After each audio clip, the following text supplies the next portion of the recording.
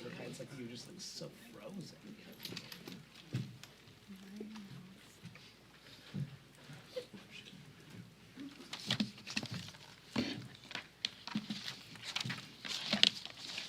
Booked.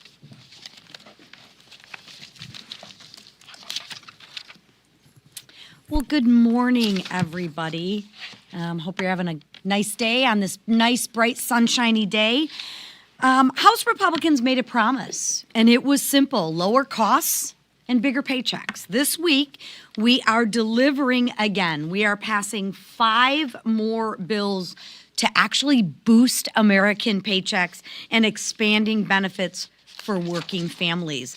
This builds on the working families tax cut, which is raising take-home pay for all middle-class families, delivering historic tax relief for seniors, and giving relief to workers by ending taxes on tips and overtime, and expanding the child tax care credit so parents can actually keep more of what they earn and take care of their loved ones. That's real relief for real working class families, and that's real results for the American people. Now, we're even going further. We're making it easier for workers to gain new skills and encouraging employers to offer better benefits. These are common sense reforms that will actually improve people's lives. But we aren't just growing paychecks and boosting benefits. We're doing a lot more. We're finally fixing the broken way Washington spends your money. Following the strong passage of 3 funding bills last week, which no one thought we could get done, we are moving 2 more major appropriation bills forward this week to advance President Trump's agenda and vision of a golden age defined by security and growth. Gone are the days of bloated backroom deals. We are actually delivering full year funding through a transparent process that actually guts bureaucracy, wasteful spending, and puts America first. You'd think Democrats would support that, right? Gut the waste, fraud, and abuse, right? You'd think the Democrats would support these pro-worker bills that better the lives of America, but they won't. Watch the floor this week. Democrats will vote against bigger paychecks and better benefits for Americans. They will, as usual, side with bloated government. They encourage the waste, fraud, and abuse, and they are on the side of the criminals. Just like they voted against the largest tax cut and relief for middle-class families when every single Democrat voted against the working families tax cut. Every single Democrat voted to raise all Americans' taxes. I don't know why we aren't covering that. Every single Democrat voted to raise Americans' taxes. Could we cover that a little bit? It's frustrating. Not because these ideas don't work. So ask yourself, why don't the Democrats vote for common sense solutions? I'll tell you why. It's because Republicans are delivering, and they don't like that. Instead of helping working families, Democrats will be busy running interference for a massive multi-billion-dollar fraud scandal in Minnesota, which I'm sure our whip will talk about. And they will be fighting the law enforcement who are there to actually keep Americans safe. Stop the scams and uphold the rule of law. That's not compassion. That's corruption. And what Democrats are doing is wrong. It's reckless. Earn dollars and make sure that the money is going for good causes and making sure that we are getting value for our dollar. And Republicans will keep fighting to grow paychecks, lower costs, and build a stronger America for this generation and the generations to come. And with that, I'm going to yield to my fellow colleague, Mark Messmer, who will be leading a bill to actually empower companies to help their employees with child care and elder care. Thank you. Mark? Thank you, Lisa. H.R. 2270 is the Empowering Employer Child and Elder Care Solutions Act. America is at a crossroads. After terrible leadership of the last administration, Republicans are finally in a place to deliver change, and we can waste no time in providing more financial relief to the American people. Bureaucratic red tape and expensive mandates are costing businesses and employees valuable money, and it's important that we get government out of the way. I have introduced the Empowering Employer Child and Elder Care Solutions Act to give businesses the flexibility they need to pass on this important benefit to their workers. Current mandates of the Fair Labor Standards Act related to dependent care drive up the cost of businesses through unreasonable pay calculations. These expensive requirements naturally remove the incentive for companies to provide this service at no cost to their employees. In fact, these mandates are so outdated, they were enacted in 1938 when nobody used daycare for their kids and elderly parents lived with their adult children until death. In these modern times, we must get rid of red tape and let our businesses invest in the needs of their employees without punishing the company for doing just that. Hoosiers and all Americans must not be forced to choose between caring for a loved one and working outside the home. Businesses deserve to be profitable, and they are also entitled to have the most qualified workers to support their company's growth. They should be rewarded, not punished, for making this critical pro-family business benefit available, which in turn helps them recruit the brightest and best to the workforce. I'm grateful for my Republican leaders who, along with the Trump administration, are dedicated to turning the economy around and making America more profitable again. The Empowering Employer Child and Elder Care Solutions Act contributes to our goal of returning affordability to the American people and the U.S. workforce. The American taxpayer needs our help now more than ever to get our economy back on track, and this bill will be one small step in making that dream a reality. Thank you.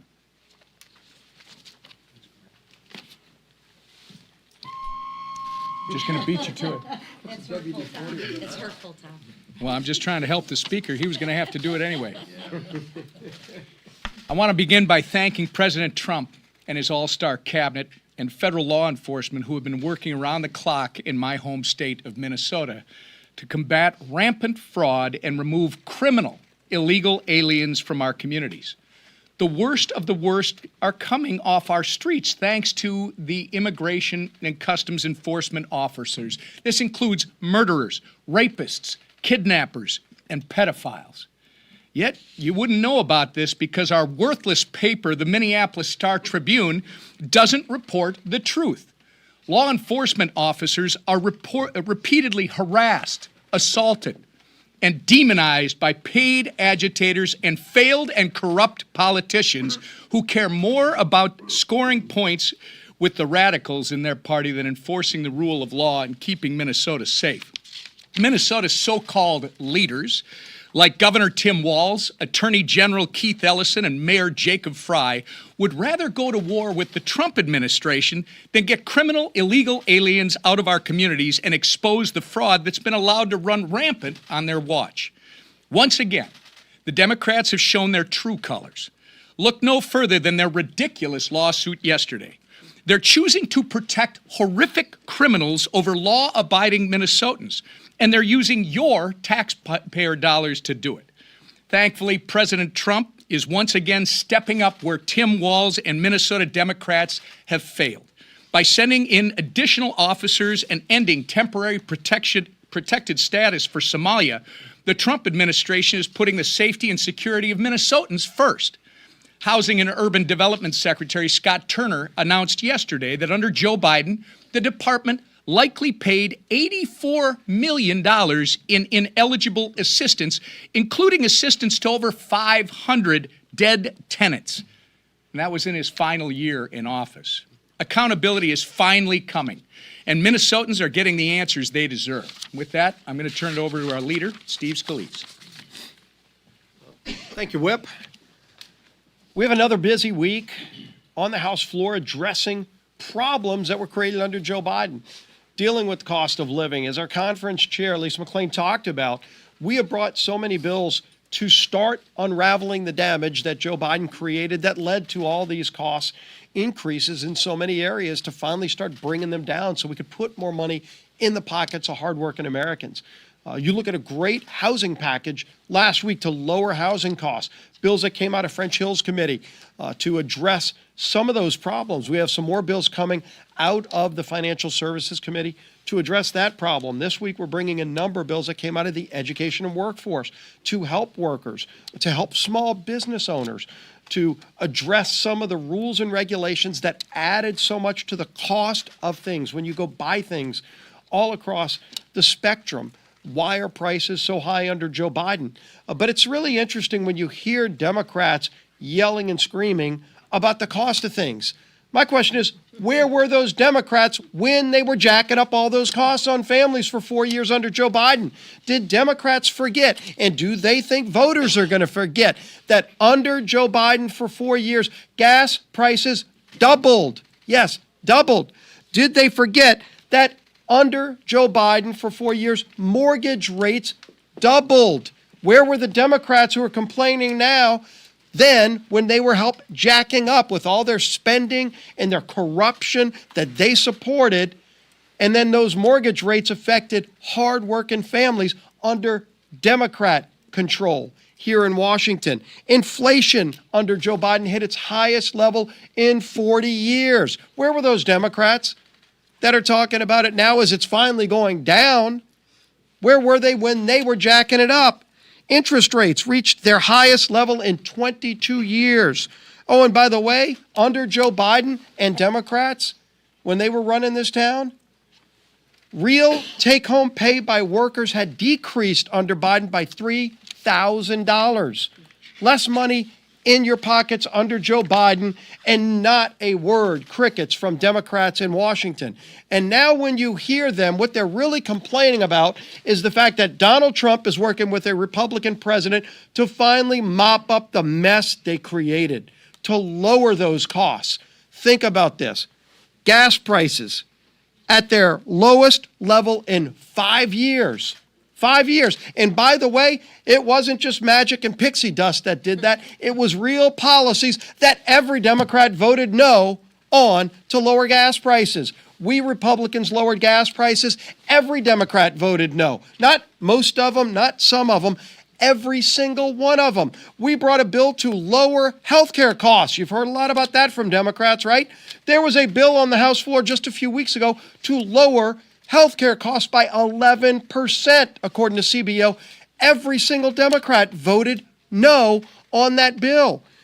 Core inflation is at its lowest level today in 5 years. 5 years. And Democrats voted against all the bills that we passed to root out waste, fraud, and abuse, which had a lot to do with lowering inflation. Everybody knows when you saw Democrats go on this crazy spending spree for 4 years, trillions of dollars in new spending, jacking up inflation, we finally said we're going to get control over spending. And not only that, we're going to root out waste, fraud, and abuse. And guess what? Every Democrat voted no on those bills. And by the way, what is the ultimate result for families? And we're just getting started, by the way. We're not even at 1 year of President Trump's first term and next term in office. Real wages, that's money in your pockets, it was down $3,000 under Joe Biden. Under just the first year of Donald Trump, real wages are up $1,200. More money, real money, in the pockets of hardworking families, and every Democrat voted no. I can see why they're yelling and screaming. They don't want the American people to know not only what's happening to finally unravel and mop up the mess they created after 4 years, they don't want the American people to know that they have voted no every step of the way to fix the mess they created. And we're just getting started, and leading us in this effort to unravel the mess, working with President Trump, is our Speaker of the House, Mike Johnson. Thank you, Mr. Leader. We are, you can tell, we're excited this morning about the resurgence of the U.S. economy and American strength again, and this is because of our policies, and you heard the leadership team talking a little bit about that already, and I just want to echo it. As 2026 begins, one of the reasons we're so excited is that we know that all the provisions of the big, beautiful bill, the Working Families Tax Cut, will be implemented, and so all boats will rise. As Treasury Secretary Bessent said a couple weeks ago, he said 2025 was setting the table, and the banquet and the feast will be in 2026. And it begins in earnest now. Americans will start filing their tax returns after January 26th, and they'll begin to see immediately the real effects of the legislation that we brought and all the great things that have been done. Our Working Families Tax Cut, of course, prevented the largest tax hike in U.S. history. It would have been a crushing blow to the U.S. economy and every hardworking family. But we not only prevented that disaster, we also went forward. We made permanent the tax cuts of the first Trump administration, and then we went even further than that. We removed taxes on tips and overtime. We reduced the tax burden on seniors and so many different categories of American workers. Hundreds of pro-growth policies that were in the legislation that we passed last year, and everybody's going to be feeling that America First pro-growth policies result now. A reminder, you've heard it said here a few times, it cannot be forgotten that Democrats voted against every bit of this. There's no way they can take any credit for any of it because they're on record, and that voting record can't be changed. They give lip service to this new term they've coined, affordability, but we were all talking about the prices that were too high and the cost of living for a long, long time, and everybody in this room knows that. Our aim in drafting the Working Families Tax Cut was very simple. We wanted to make life more affordable again for American families. We wanted to reduce that cost of living, particularly lower and middle class earners who really did take it on the chin over the 4 years of the Biden administration. Bidenomics that they tried to tell us is so great for everyone. Everyone knew it was exactly the opposite. And the results are already bearing out. So as of today, you've heard it referenced today, 43 of 50 U.S. states, just look at one metric, gas prices. We now have under $3 per gallon. In fact, the national average right now is $2.79 a gallon for gasoline. You've got 19 states where you can buy gasoline for less than $2 a gallon, and that's a result of good policy. Now contrast that, just on the gas prices, one metric. Contrast that with what we were all experiencing under the Biden administration, okay? Despite their draining the strategic petroleum reserve to deflate prices artificially, which was a disastrous policy idea in its own right, gas prices still reached record highs, and the national average for a gallon of gasoline was more than $5 a gallon under Biden. Now, it's under $3. And under the Biden years, it cost Americans more than $60 just to fill up a Honda Civic or a Toyota Camry. And now everybody's buying the big trucks again, you know.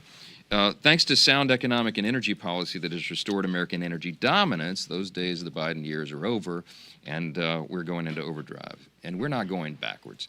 This is not some talking point. This is real economic data. It proves that Trump policies, Republican policies, achieve better economic outcomes for all of our constituents, and they will reverse the Democrats' cost of living crisis. And you heard the leader mention some of these other metrics, and you're all seeing them pile up now. Inflation is down. Interest rates are down on housing. I think that will continue to go in a positive direction. Certainly as we change over Fed chairs in early summer and all the rest. And then you saw the economic growth numbers. I mean, they're really exceeding every expectation. In Q2 of last year, it was about 3.8% GDP, the growth, and then it went to 4.1% in Q3, and the latest estimates from the Fed right now, the working number is 5.1% economic growth in Q4. I mean, that's incredible. And it took a little while because we had to reverse the Biden administration policies, but the policies of this administration and this Republican Congress are working for the American people. It's no secret as we look to the action in Congress this week and next week, the public's trust in Congress has waned over time. A lot of reasons for that. And if you poll visitors in the CVC, for example, you probably receive a variety of answers on what theory is, on why. Social media doesn't help, of course, because everybody can go online every 2 seconds and say what they're disgruntled about, and Congress takes it on the chin. But every member of this institution has a personal duty to do their part to restore the trust of the Congress. And particularly as we begin our 250th year as a nation. And I think this is a really important theme. But along that line, Republicans are going to take an important step in our efforts to restore the people's faith in Congress. And one of those big issues is the Stop Inside Trading Act. Now, I want to tip my hat to Congressman Brian Stile. He's the chairman of our House Administration Committee, and he's done an excellent job navigating through the various provisions of this and all the members and making sure everybody's on board. Everybody wants to block and stop nefarious activity and insider trading, but it needed to be done in a thoughtful manner, and Brian Stiles done a great job. So members of our House Republican Conference have worked on this issue for years, and the result is a bill that I think we'll be able to pass with I hope a wide bipartisan margin. And it's the direct result of all that advocacy. And of course, outside groups and online watchdogs who have advocated for this kind of thing for some time. Obviously, members of Congress should not be allowed to profit from insider trading. Obviously, doing so abuses the office and diminishes trust here in Congress, and it flies in the face of the oath that we all took before beginning our service here. And we won't be able to change public opinion overnight, but I think with strides like this, the American people can begin to recognize again that Congress can be trusted, and we're working hard, Republicans are, to earn back that trust. Lastly, on the FY26 appropriations, this will be the second consecutive week that House Republicans will advance another set of FY26 approach bills. And I just want to say, I told you so. So many people in this room thought we would never do this again. And a lot of members didn't believe it either. They didn't believe we could actually break the end-of-year Christmas omnibus fever and all that.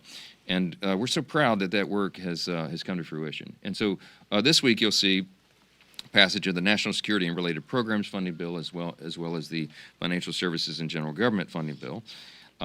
There's no omnibus, there's no CR. We really do believe we'll be able to prevent that. And a lot of hard work's gone in. And I'll say, on both sides of the aisle among the appropriators who've done a really good job.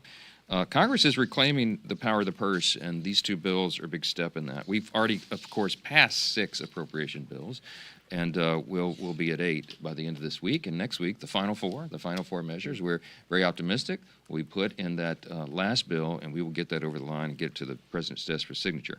This is how appropriations is supposed to work. This is how the process is supposed to work. It's a little late, but we're rebuilding that muscle memory, and you all see that.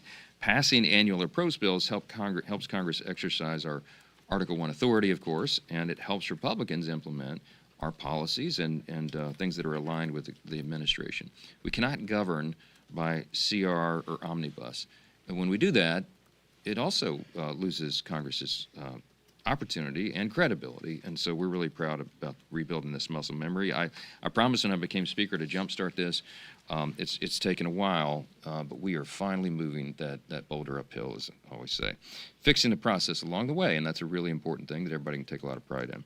We look forward to sending these bills to the President's desk and to finishing this process this week, and I want to thank Congressman Messmer for being here and doing all the thoughtful work that he's been involved in for his legislation. There's much more of this to come in the new year, and we're excited, and that's why we're in a good mood today. So questions? Yes,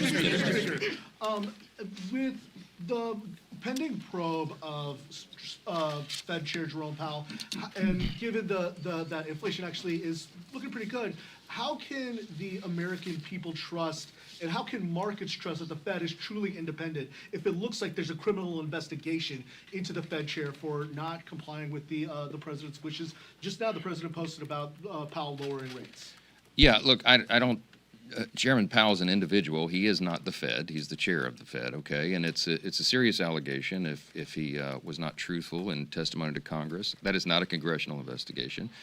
That's a DOJ investigation. We have to let that play out. I mean, we don't play favorites or favoritism here. The DOJ can't. If there's a credible allegation or concern that someone's lied to Congress, then the DOJ should investigate. I mean, across the board, no matter who it is. No one is immune from that.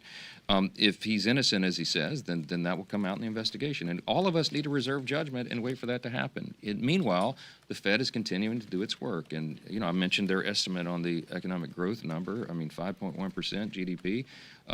Maybe it's higher than that. We don't know. They're still doing the calculations. But the Fed will continue to operate. There'll be a new chairman come May, and we'll go forward. But I'm going to reserve judgment on it, as I suspect all of you should do as well. I recommend you do as well. Let's see what happens.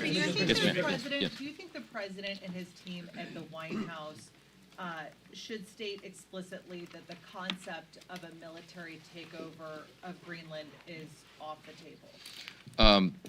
I don't think anybody is considering that. I mean, it's not been in any briefing I've been in, and I go to all of them. Okay, it's not. This is not a. I think this is a media narrative that's been created. I do.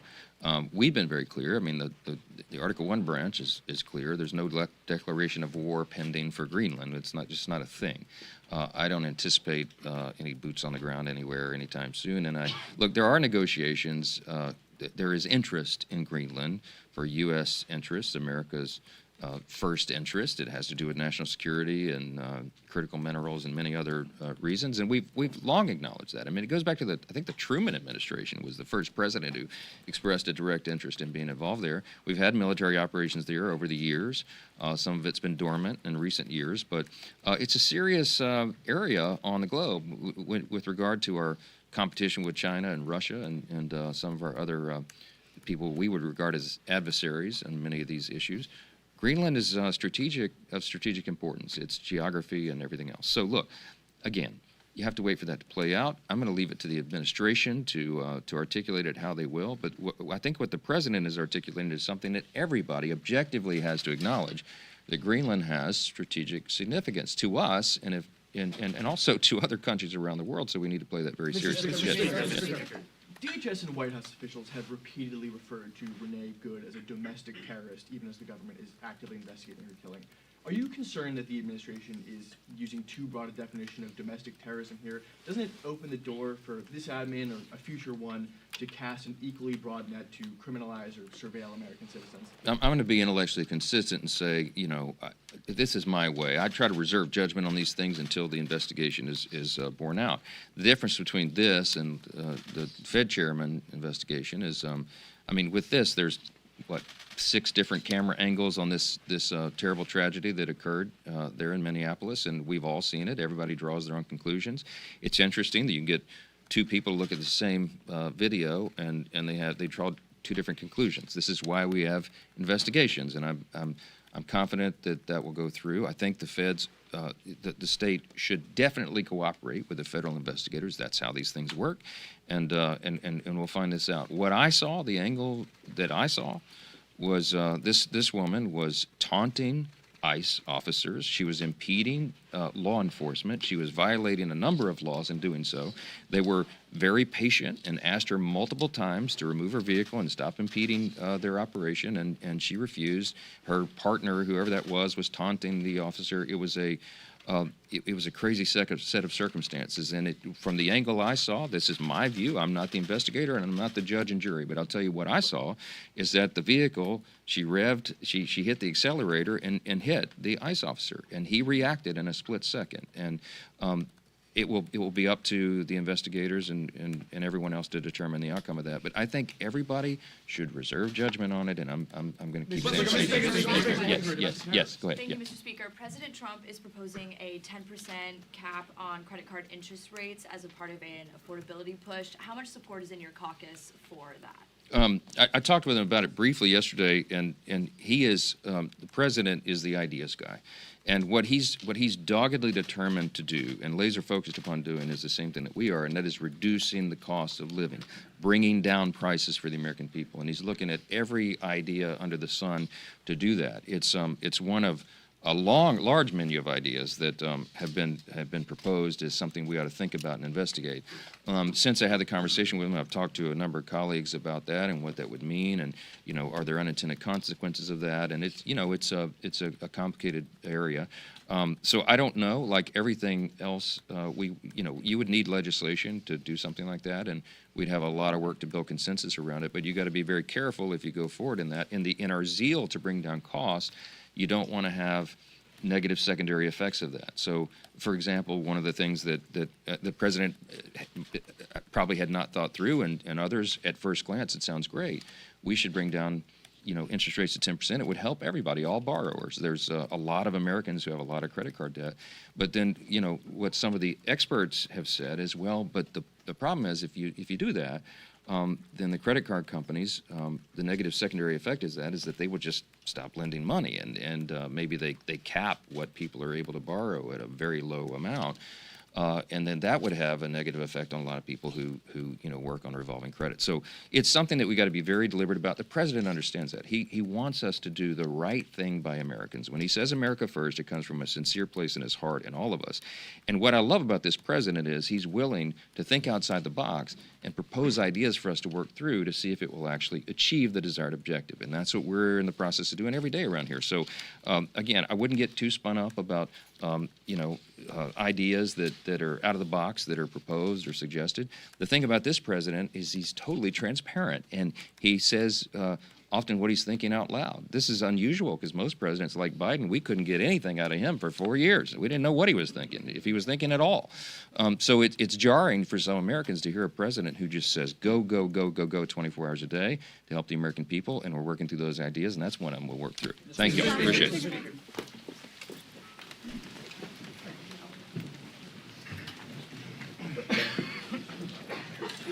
Good job, bro.